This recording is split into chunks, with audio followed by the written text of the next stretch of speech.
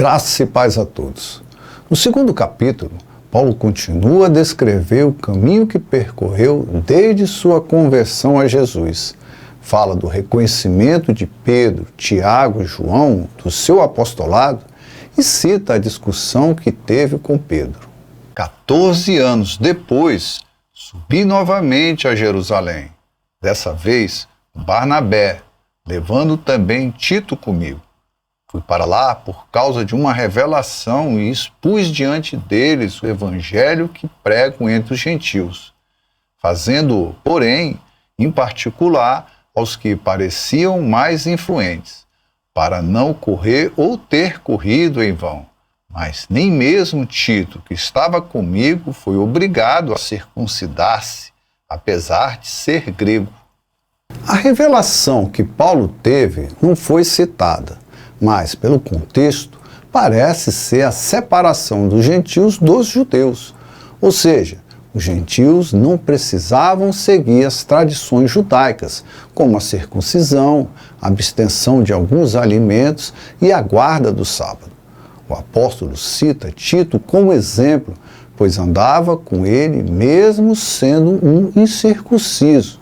Ele deixa claro que seu ministério seria exercido entre os gentios e o de Pedro entre os judeus. Essa questão foi levantada porque alguns falsos irmãos infiltraram-se em nosso meio para espionar a liberdade que temos em Cristo Jesus e nos reduzir à escravidão.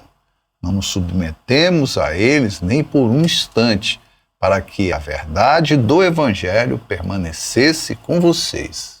A liberdade dos gentios era não precisar se converter ao judaísmo para seguir a Cristo, mas alguns judeus convertidos queriam que os gentios seguissem todos os rituais judaicos.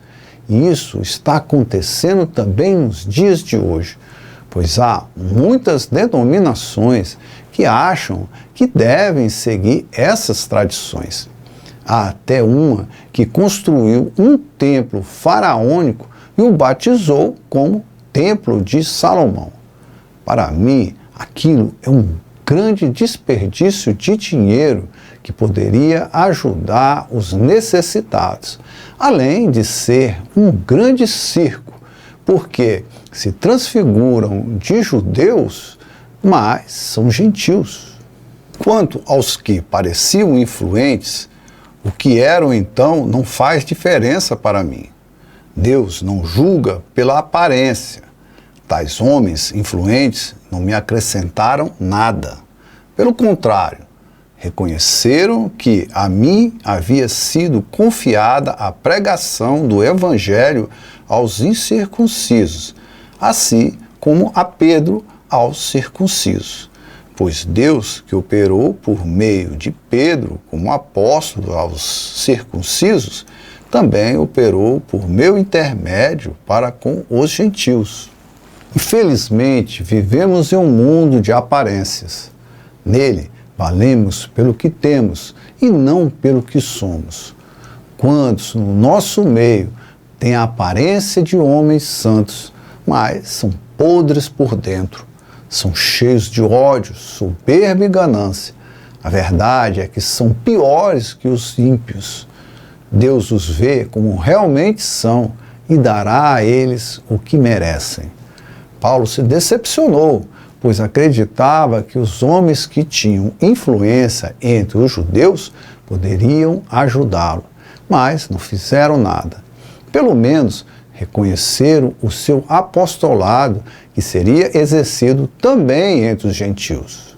Reconhecendo a graça que me fora concedida, Tiago, Pedro e João, tidos como colunas, estenderam a mão direita a mim e a Barnabé em sinal de comunhão. Eles concordaram que devíamos nos dirigir aos gentios e eles aos circuncisos. Somente pediram que nos lembrássemos dos pobres, o que me esforcei por fazer. O reconhecimento de Tiago, Pedro e João do apostolado de Paulo o credenciava como apóstolo tanto no meio dos gentios como no meio dos judeus. E Paulo usou isso para mostrar aos Gálatas que, diferentemente dos que diziam, ele tinha o reconhecimento dos principais apóstolos.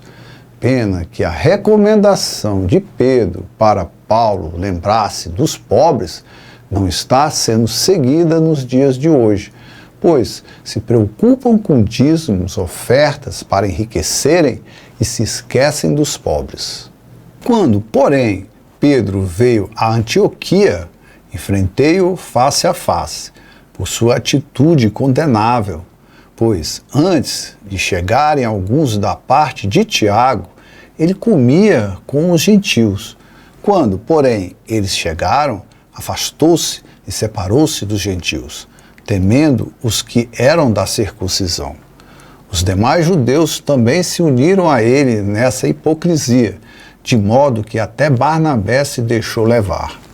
O racismo e todo tipo de preconceito são práticas inaceitáveis perante Deus e, portanto, incompatível com o Evangelho de Jesus. Deus não vê a nossa aparência, Ele vê o nosso espírito.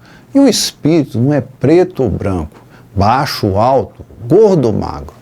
O Espírito é o sopro de Deus, porque viemos de Deus e precisamos voltar para Ele. Não existe ninguém melhor ou pior, todos são pecadores e todos precisam da graça de Deus. Quando vi que não estavam andando de acordo com a verdade do Evangelho, declarei a Pedro diante de todos: você é judeu, mas vive como gentio e não como judeu. Portanto, como pode obrigar gentios a viverem como judeus? Nós, judeus de nascimento e não gentios pecadores, sabemos que ninguém é justificado pela prática da lei, mas mediante a fé em Jesus Cristo. Assim, nós também cremos em Cristo Jesus para sermos justificados pela fé em Cristo e não pela prática da lei. Por quê? Pela prática da lei, ninguém será justificado.